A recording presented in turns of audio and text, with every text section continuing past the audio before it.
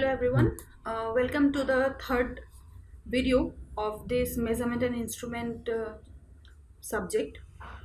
So in the last module I discussed about the first module measurements and the very basics of measurement.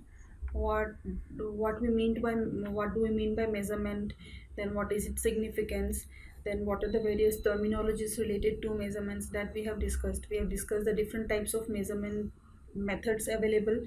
We discussed about the different types of instruments, first we discussed about instrument, what is instrument, what is its necessity. Then we had discussed about the different categories of instruments, right? So all these things were discussed in the previous video.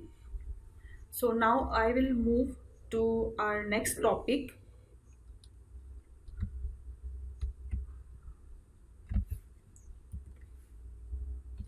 So next topic is measurement system performance.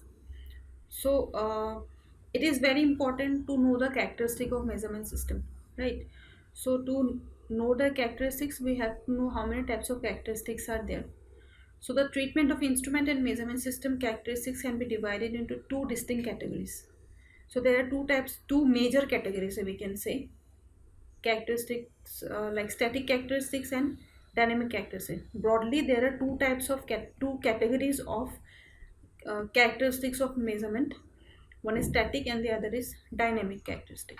Static means what? It is not varying with time, right? That is known as static instruments.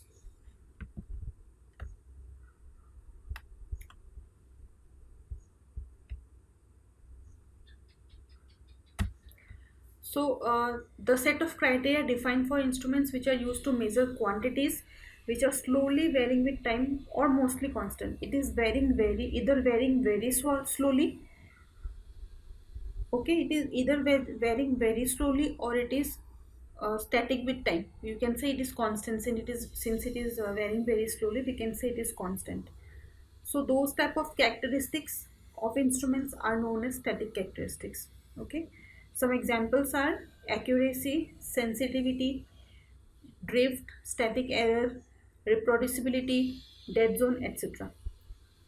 So this was about static characteristics. Now what is dynamic characteristics? The set of criteria defined for instruments which are changes rapidly with time is called dynamic characteristics. The criteria which keep on changing with time, those type of characteristics are known as dynamic characteristics. Okay, so these are broadly the two types of characteristics of measurement. Now I will discuss about the various characteristics. Static characteristics first I will discuss. So static characteristics first I will discuss about accuracy. What is accuracy?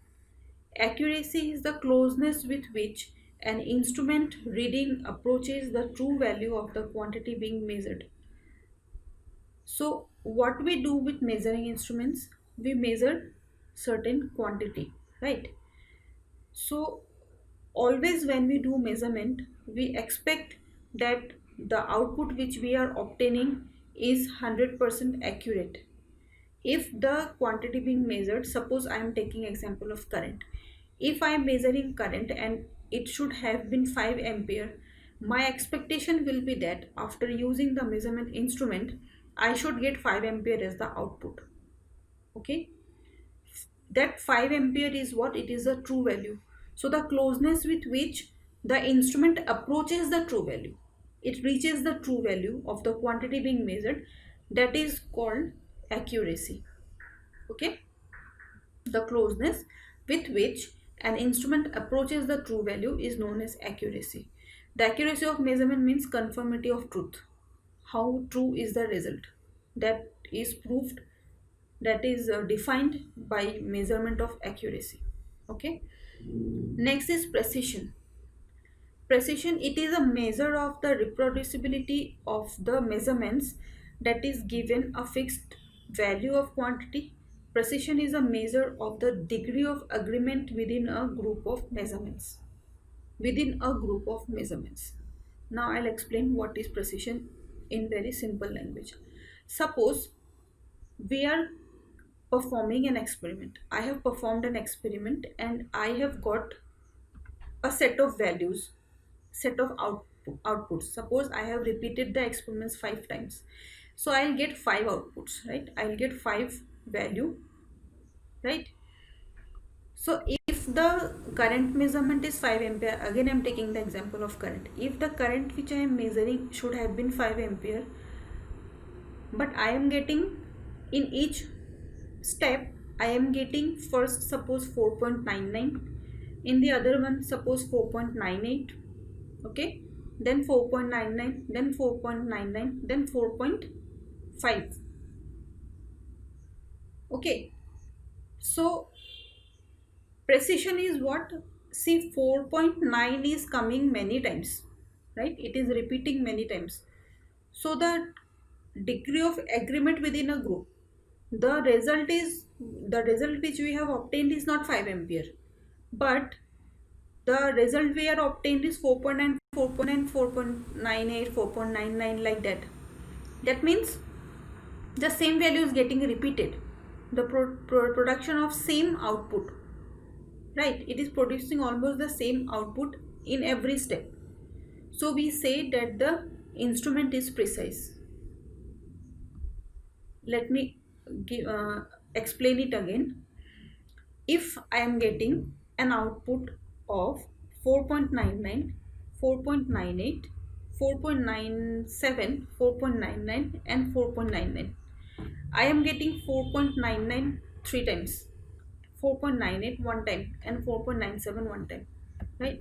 So out of my set of 5 observations, I have got almost 4.9. If I take up to 1 decimal place, then 4.9 is, it is repeating 4.9. So accurate result is what? 5 ampere. What should have been the accurate value? 5 ampere. But we are getting 4.9, 4.9, 4.9 every time. We have got 5 times 4.9. So we will say that the result is precise, because we are getting the same result. The degree of agreement within a group of experiment is very high. Okay, the within the group the numbers are matching, the outputs are matching. So if this happens, we say that the system is precise. And if we are getting 5 ampere, then the system would have been accurate. Now I will change my set. Suppose I am getting 4.5.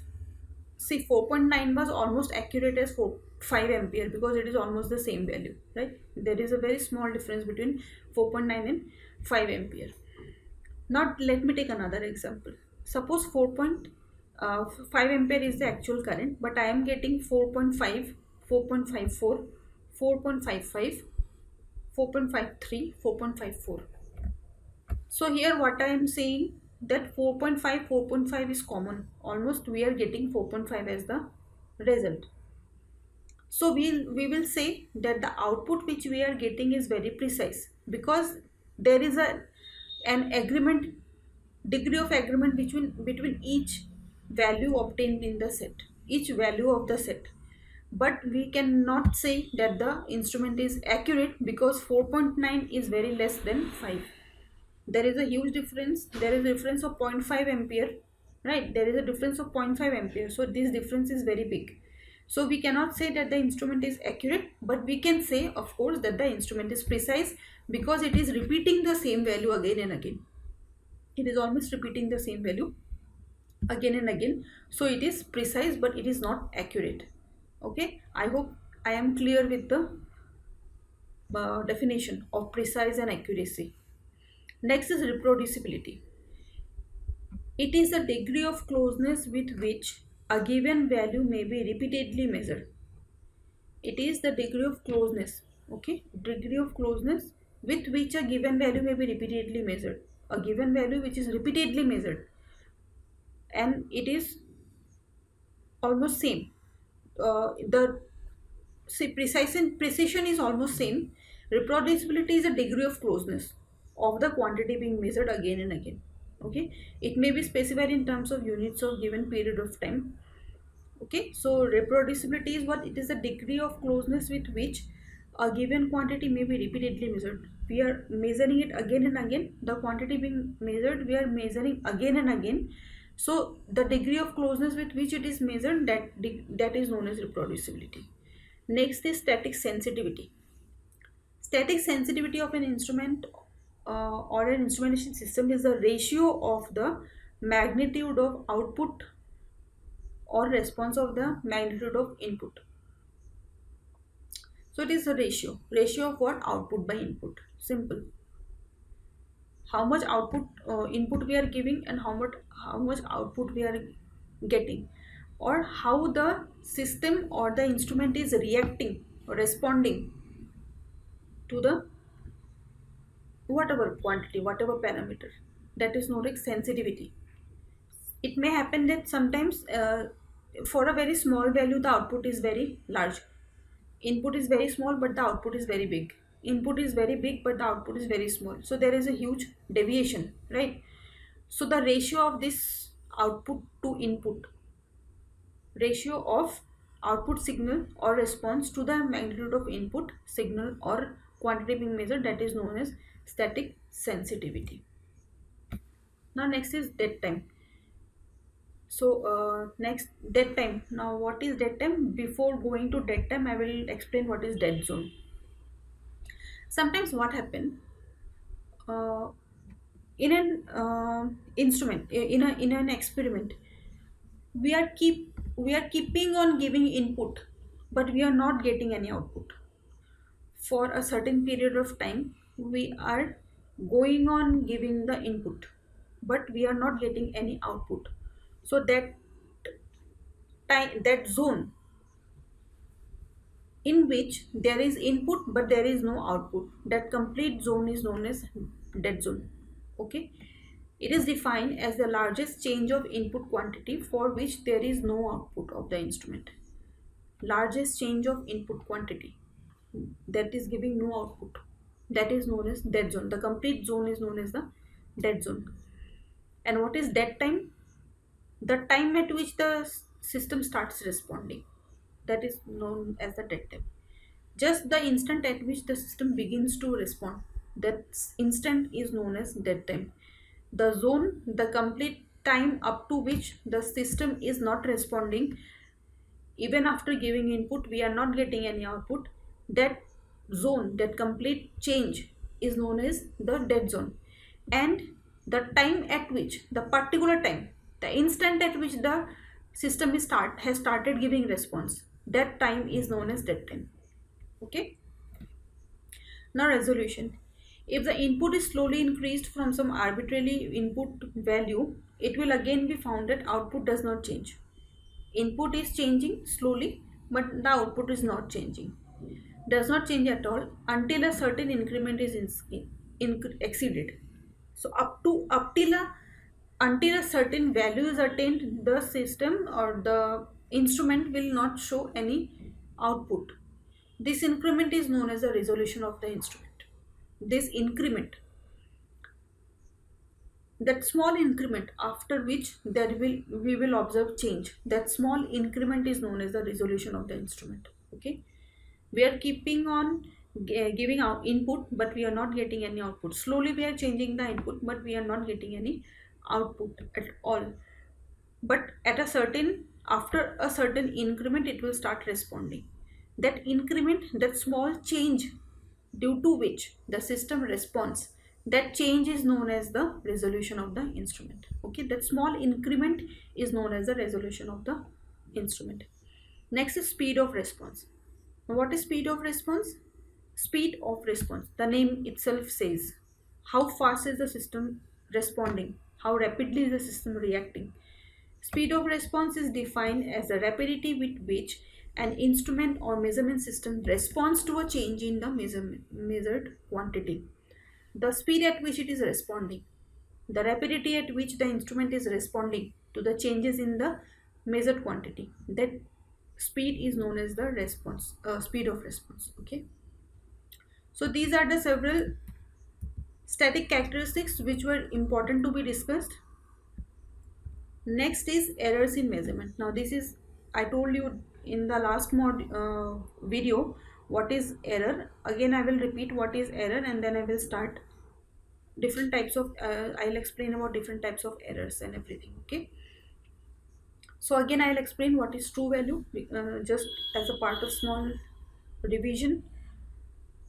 Any value which is the true value, or the actual value, or the measured, that is the standard value, or we can say the rated value of the instrument, that is known as the true value. Okay, and measured value is whatever we have obtained with the use of instruments after the use of measurement process, that output is known as the measured value. Now the difference between this measured value and the true value is known as the static error. Any deviation from measured value, any deviation of measured value from true value. True value would have been something x, but we are getting y. So difference between y and x, y minus x, that will give you static error. Okay. So how we define static error? Static error is equal to measured value minus true value. Measured value, the value which we have obtained by using measuring instrument, or which we have got as output of the measurement system, and true value is the rated value of the particular quantity or the particular parameter. Okay, so difference between those two is known as static error. Static error has got another name, that is called absolute error. It is also known as absolute error. Now static error, it's usually denoted as epsilon naught, and the del of a is the absolute error. We write this as del of a, if a is the measured quantity, of course, if a is the quantity being measured. Okay, so in the last video also I told you, this is, if this is the measuring system, this is the true value. Whatever we are giving as input, that is the true value, and whatever we are getting as output is the measured value. So the difference between this measured value and this true value is known as the static error. Suppose this speed of fan, we are measuring the speed of fan with the help of this instrument. Okay, this instrument is what? It measures speed. Okay, so this, suppose we are measuring the speed of speed of rotation of the blades of this fan. Suppose the measured value we are getting is 1510. Okay, we have measured with the help of instrument, and we are getting output as 1510 or 1510. But the rated speed of the fan should have been what? 1500.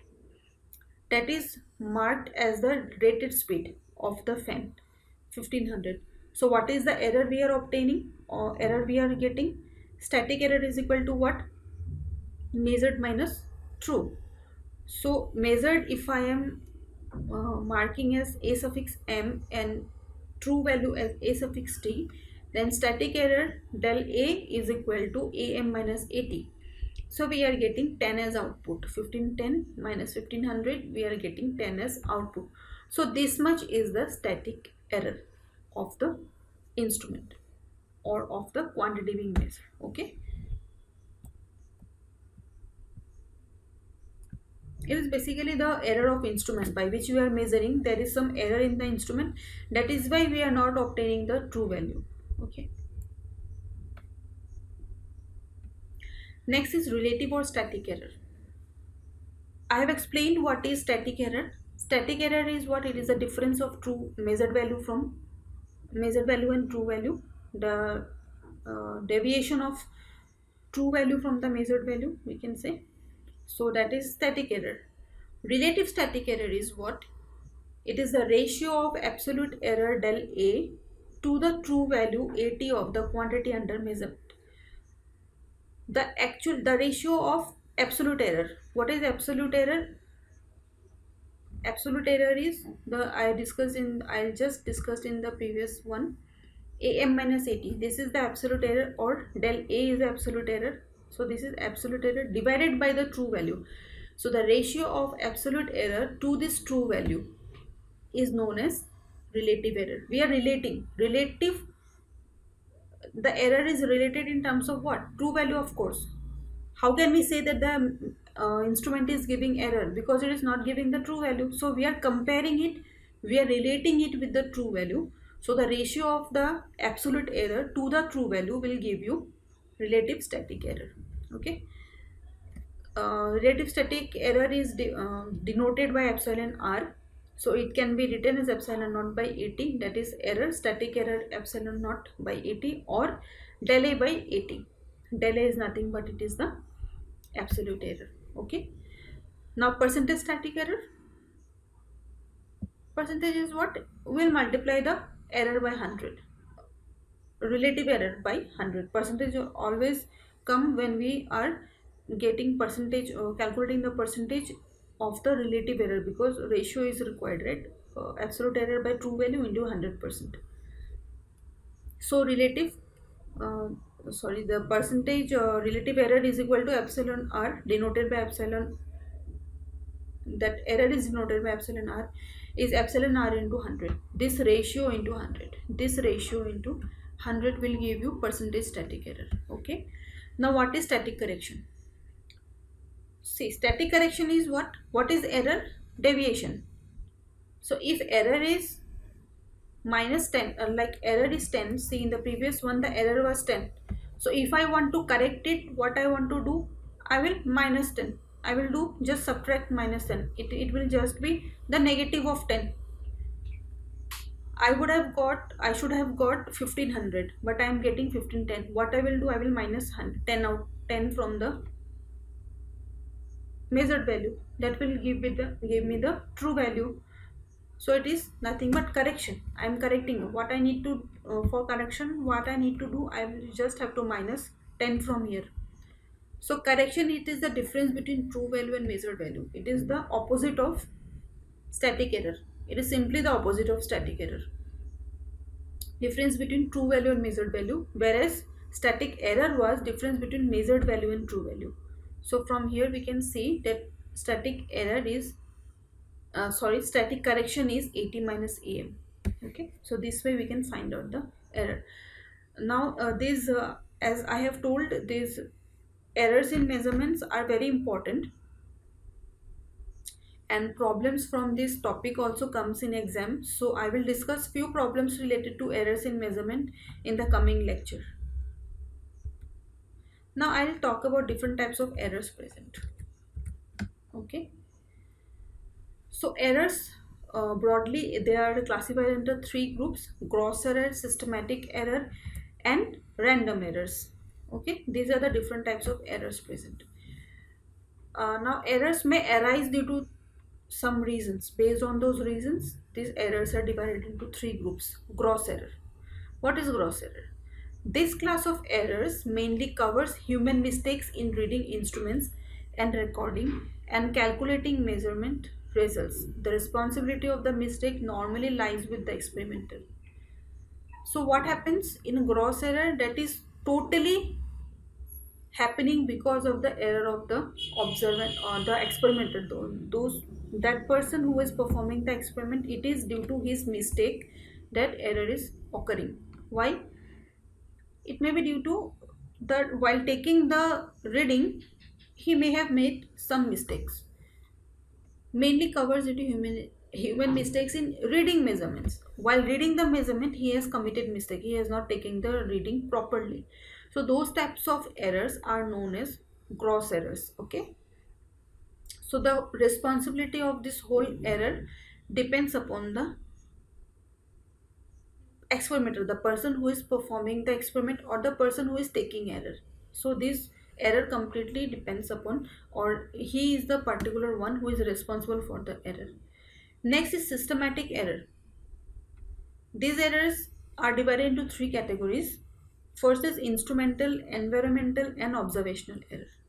Now, what is instrumental error? As the name suggests, it is due to some error in the instrument. Okay, it is due to some error in the instrument. Now error can be of there may be many reasons why this error is there. This reason may be due to inherent shortcomings in the instrument. The instrument is already, the manufacturer has already committed some mistakes due to which the instrument is not giving proper result. Okay, so that error is inbuilt in the instrument, it is already present in the instrument by the manufacturer itself. This is one reason due to which instruments may give wrong value. Due to misuse of the instruments, if I am not connecting the instrument properly, if i'm if I am using voltmeter to find out current, how can we get correct output? We cannot get, right? So the misuse of instrument, using uh, either using a wrong instrument for wrong measurement of wrong quantity, or we are not connecting it properly. That also may be one reason. If we are not misusing, means what? We are not using it the way it should have been used, so that is misusing. So due to misuse of instruments, again the errors may arise, instrumental errors may arise due to loading effects of instruments. Now suppose a voltmeter, it is supposed to measure up to 300 volt, but you are using it to measure 600 volt. Will it give correct value? It will never give correct value. It cannot measure that value.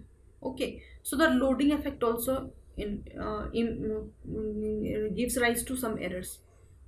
So that types of errors are known as instrumental errors. So systematic error, first type of error is instrumental error, which arise due to the error in the uh, either due to the error of manufacturer, which is the result of which will result to the inherent error in the instrument. It may be due to the misuse of the instrument, or it may be due to the loading effect of instruments. We are not loading the instrument as per it should have been loaded. Okay, so that may be another reason. Next is environmental errors. Environmental errors means what? The environmental is affecting the error, affecting the instrument output, right? These errors are due to conditions external to the measuring device. The environment in which you are measuring, that also hampers, or that also affects the quantity being measured. So these errors are due to conditions external to the measuring device, including conditions in the area surrounding the instrument. Even the instrument which we are using, if the environment of that particular instrument is not proper, then we will not get correct output. If the temperature is very high, whereas the temperature should have been room temperature 27 degree, but the temperature is 35 degree, will it give correct output? It will never give. There will be some impact of that rise in temperature on the instrument reading. So that is environmental errors. The environment of the environment in which the measurement is being taking place, that also affects the measured value. So this also gives rise to environment errors. Okay, those types of errors are known as environment. This may be effects of temperature, as I have told you, pressure, humidity, dust, vibrations of external magnetic or electrostatic field. If there is some vibration of electrostatic vibration of the vibration is there near the measuring instrument, the pointer will not give correct result, right? It will not stop at the correct result. So that also is environmental error. Observational error. Now observational error means the error caused due to observation, wrong observation. So wrong observation, how does it occur? While measuring instrument, while reading a value from the measuring instrument, always we have to keep our head 90 degree above the pointer. Suppose we are taking a value, taking a reading from voltmeter. The pointer is giving suppose 100 volt. Okay, our head, our eye should be 90 degree, our head should be at 90 degree direct at perpendicular to the pointer, so that we are getting a single value 100 and not tilted. Your head should not be tilted. Otherwise, if you tilt your head towards right, you will get less than 100 result. If you tilt your head towards left, you will get more than 100 result. So the thumb rule is to keep your head 90 degree upon the pointer, then only you can find out correct output. So parallax happens. Parallax is that if you are not putting your head at the right place for measuring, then you will get error. So that error is known as observational error, and this type of error is known as parallax also. Okay, So this was observational error. Next is random error. Now it has been consistently found that experimental show vibration from one reading to another even after all systematic errors have been accounted for. What is systematic error? All this I have discussed is systematic error. Even if this are taken into considerations, even if all these errors are removed from the system, even if all these errors are removed from the measurement instrument, still we will find some error in the measuring instrument. It may happen that we are getting some error in the measurement instrument.